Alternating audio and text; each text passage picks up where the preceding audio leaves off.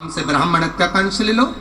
अग्नि ने ब्राह्मण हत्या का अंश लिया तो अग्नि की लो में जो नीले कलर की लो होती है वो ब्राह्मण हत्या का अंश होती है। नीली लपट ब्राह्मण हत्या का अंश है।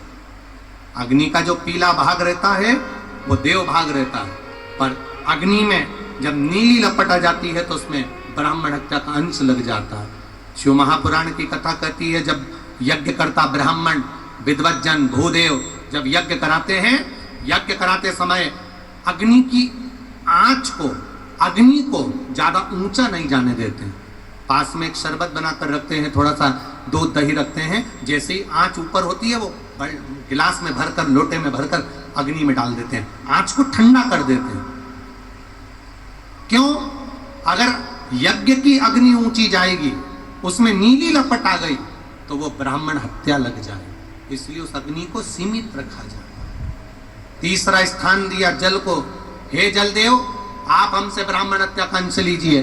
जलदेव ने ब्राह्मण हत्या का अंश लिया तो जल के ऊपर जो फेन रहता है, जल के ऊपर जो बुलबुला रहता है, जल के ऊपर जो फेन होता है वो ब्राह्मण हत्या का अंश होता है। इसलिए हमारे सनातन धर्म में जब मेहमान भोजन करने बैठते हैं, संत भोजन करने बैठते हैं, गुरुजन भोजन करने बैठते हैं, ब्राह्मण जन भोजन करने बैठते हैं, घर का कोई बुजुर्ग जब भोजन करने बैठता है तो भोजन की थाली बाद में आती है, पानी का गिलास पहले आता है।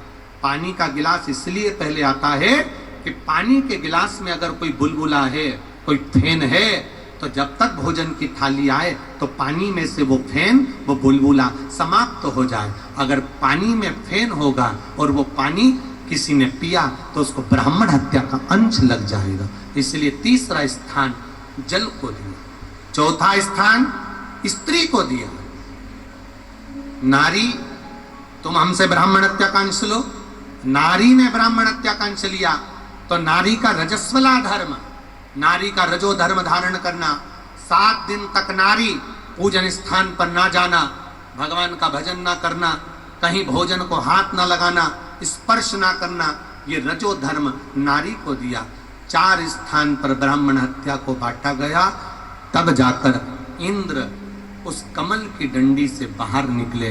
कमल की डंडी से बाहर निकले तो उसी समय पर विश्वरूपा जी के पिता तुष्टा ऋषि ने वृत्रासुर को उत्पन्न कर लिया। वृत्रासुर को उत्पन्न करा और वृत्रासुर को भेजा युद्ध के लिए। इंद्र बार बार हार गए, दधीचि ऋषि की अस्थियों से युद्ध लड़ा गए और दधीचि ऋषि की अस्थियों से युद्ध लड़ा, उसमें फिर विजयता प्राप्त। बहुत ध्यान दीजिए,